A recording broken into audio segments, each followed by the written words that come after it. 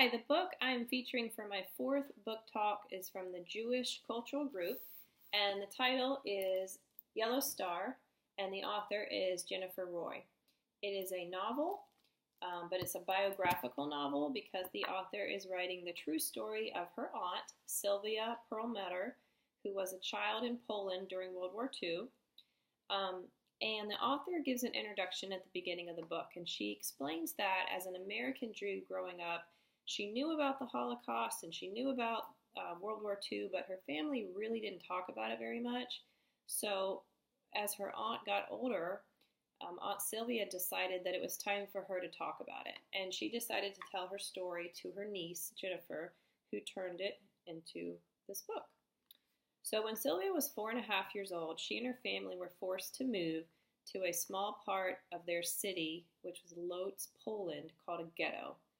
270,000 Jewish people were forced to live in this ghetto with little food, unsanitary conditions, and no chance of escape. Sylvia, her mother, her father, and her older sister Dora were forced to move into a small 2-room apartment and no indoor bathroom. And Sylvia had to learn to occupy herself during the day because her family was off working for the Nazis during the day. Over time, more and more people were shipped out. The residents were always told they were going to better places or they needed them to work, but in reality, the prisoners were being sent to their deaths at the concentration camps. And then, at one point, the Nazis told them that all the children had to go. And the same thing, they said they had a better place for them, but of course the families were very wary of that. So the soldiers would come at night, banging on the doors. So Sylvia's father came up with a plan to hide Sylvie. He and Sylvie went to the graveyard and they lay in a dugout grave all night until they got an all-clear signal and they brought her home. So throughout this 5-year ordeal, Sylvia and only 11 other children managed to stay hidden in the ghetto. And at one point, all the children had to live in a dark, damp cellar just to stay hidden from the Nazis. Finally, the war ends, and the ghetto is being bombed.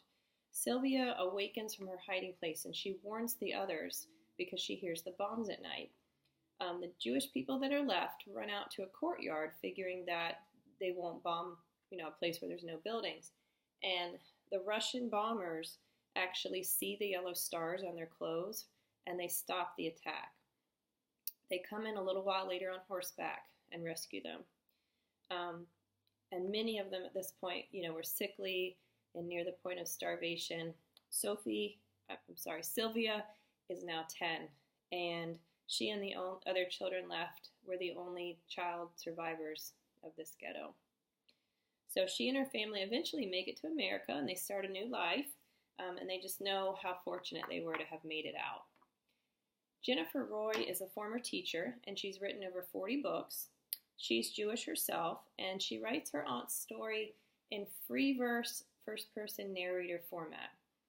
Jennifer Roy has written another book about World War II called Jars of Hope, about a Polish social worker who smuggled Jewish children and babies out of the country. I do feel she's a credible author for this book. Who better to write a story about someone than their own family? I feel this book would be appropriate for maybe 5th grade, but particularly middle school students. There's violence in the book, and of course the scary Nazis, so it might be hard for younger children to process some of the things in the book. But I really enjoyed reading it. It was one of those books that I just could not put down. The author really captures the essence of this child. She was scared, yet she stayed hopeful, and I just wanted so badly for Sylvia and her family to make it. I would highly recommend this book, especially to students that are studying World War II or the Holocaust. All right, part 2. The book I'm going to introduce to you today is called Yellow Star, and it's by Jennifer Roy. Take a good look at the cover and the little girl.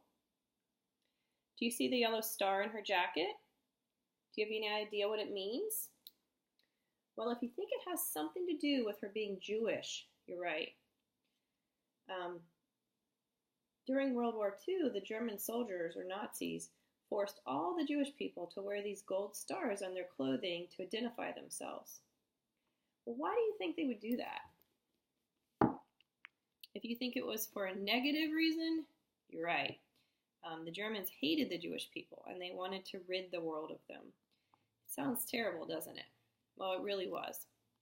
So this book is about Sylvia, and she's a typical little girl. She's a little Jewish girl living in Poland, and she's living with her mother, her father, and her older sister Dora. She wears her hair in braids, she plays with her doll, and she's also very excited about that she'll be starting kindergarten soon. Well, unfortunately, Sylvia never gets to go to kindergarten. The family is relocated to a part of their city called a ghetto. She and over 200,000 other Jewish people have to live there. The ghetto has a fence and Nazi soldiers, and so there's no way to get out. Sylvia and her family do their best to adjust to their new life, but they have little to eat, no indoor bathrooms, and they live in constant fear of the soldiers. Sylvia actually sees blood in the streets, so she knows that people are being killed. Will Sylvia and her family survive? To find out, read Yellow Star. It's a gripping story, and you won't be able to put it down.